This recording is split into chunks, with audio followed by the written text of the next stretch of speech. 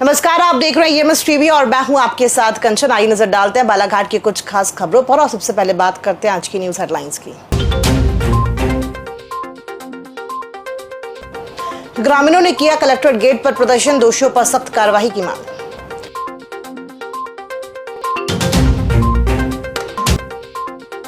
PHE मंत्री संपत्तियां उइके ने की पत्रकारों से चर्चा, मोदी जी के 11 साल बेमिसाल बताए।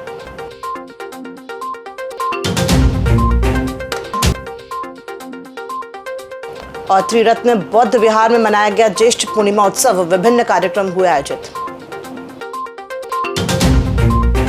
आइए अब बढ़ते हैं खबरों की ओर।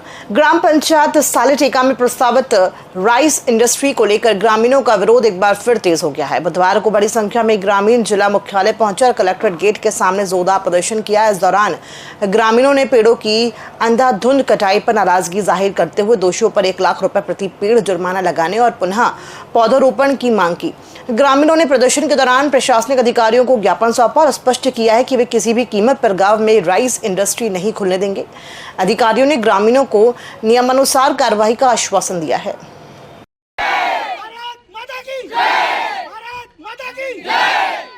कम से कम 5,000 से ज्यादा नहीं कटा होगा, कम नहीं कटा। वहाँ पे पलाश के पेड़ भी थे, महुए के भी थे, गुलमोहर के भी थे, कुछ शायद सागवान के थे, आम के पेड़ भी थे। वो जो मेन अच्छे वाले पौधे थे उनको दफना दिया गया, बाहर चला गया।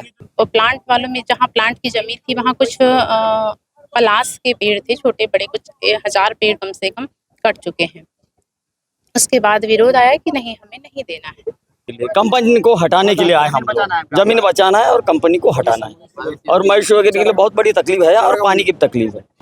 प्रधानमंत्री नरेंद्र मोदी के 11 साल पूर्ण होने पर सरकार के कार्यकाल में किए गए विकास कार्यों व चलाई जा रही जन कल्याणकारी योजनाओं के बारे में जानकारी देने 11 जून को मध्य प्रदेश शासन की कैबिनेट मंत्री लोक स्वास्थ्य यांत्रिकी विभाग श्रीमती संपत्तियां उइके ने जिला भाजपा कार्यालय में पत्रकारों से चर्चा की।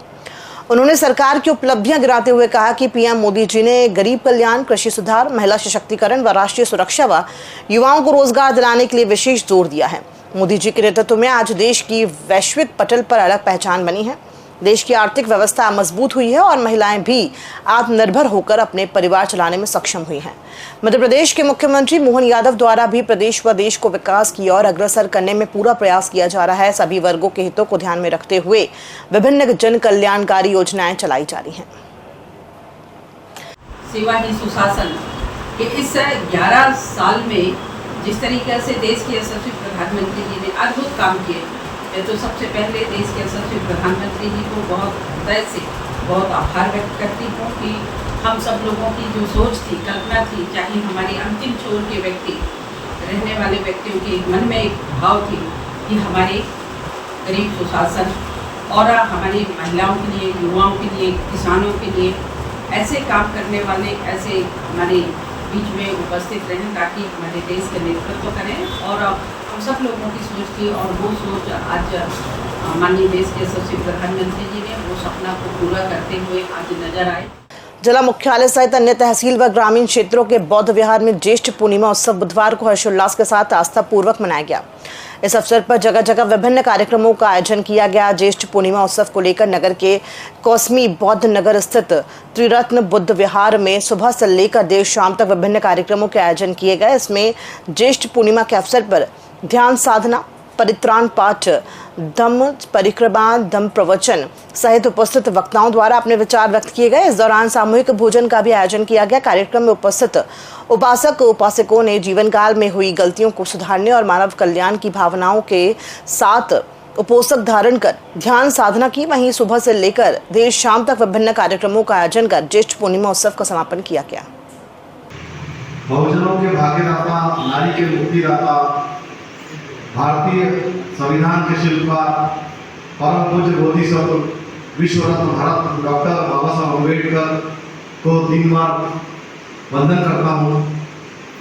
यह कार्यक्रम किया जा रहा है और इस कार्यक्रम का जो मकसद है कि सभी जितने भी जो उपासक उपासिकाएं गृहस्थ हैं, इन लोगों ने अपने जीवन को सुखी बनाने के उद्देश्य से उपोषण धारण करना है। उपोषण धारण करने का मतलब है कि अपने आप को पवित्र बनाना है, निर्मल बनाना है, अच्छा आचरण करना है, हिंसा नहीं करना है, चोरी नहीं करना है, व्यभिचार नहीं करना है, झूठ नहीं बोलना है, नशापान नशीली वस्तु का सेवन नहीं करना है, समय पर भोजन करना है।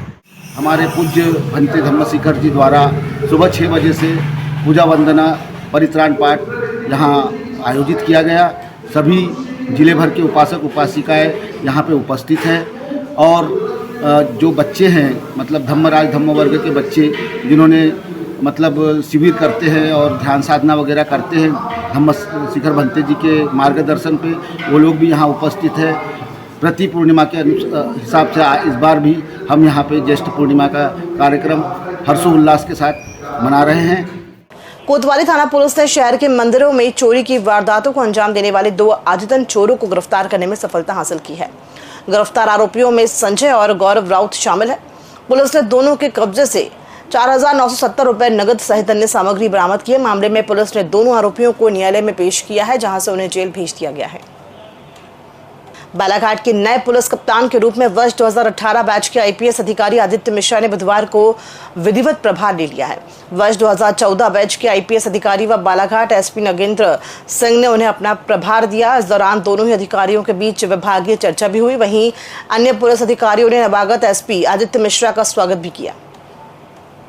शहर के कोचिंग संचालक नारायण बोपचे की मौत को लेकर सस्पेंस गहराता जा रहा है। वैनगंगा नदी के अमा घाट से उनका शव 10 जून को संदिग्ध अवस्था में बरामद किया गया था। अब इस मौत का राज एक 11 पेज का हस्तलिखित सुसाइड नोट खुलेगा, जिसे पुलिस ने पंचनामा कार्रवाई के दौरान जब्त किया है। कोतवाली थाना पुलिस ने मृतक का पोस्टमार्टम कराकर शव परिजनों को सौंप दिया है और मर्ग कायम कर जाँच शुरू कर दी है। प्रथम दृष्टया तो उसमें यही तथ्य सामने आ रहे हैं कि सुसाइड जैसे तथ्य आ रहे हैं, लेकिन उसकी बिल्कुल गंभीरता से जांच की जा रही है। कोई भी ऐसा एंगल ना रह जाए कि बिल्कुल जो वास्तविकता है वो सामने आएगी। मर्ग जांच पर बिल्कुल सब चीज़ें क्लियर करने के बाद ही एग्जैक्ट बता पाएंगे एक्चुअल में इसमें क्या है। खबरों में फिलहाल इतना ही। दीजिए इजाजत। नमस्कार।